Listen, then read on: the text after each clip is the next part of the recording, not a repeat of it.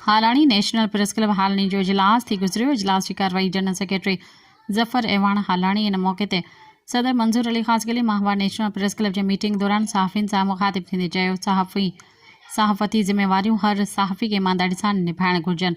मज़लूम लाचार बेवस माण्हुनि मथां थींदड़ ज़ुल्म खे वाइखो करणु असांजी ज़िम्मेवारियुनि में शामिल है। जनरल सेक्रेटरी ज़फ़र एवान चयो त असांजो कमु आहे त ख़बर खे ख़बर करे लिखूं, न ही कंहिं जे दर ते कंहिं ॿिए जी दिलि आज़ारी कयूं। हुन चयो त सिंध जे वॾनि शहरनि में पेट में नंढनि शहरनि में प्रेस क्लबनि सां वधीक मुश्किलातूं दरपेश आहिनि।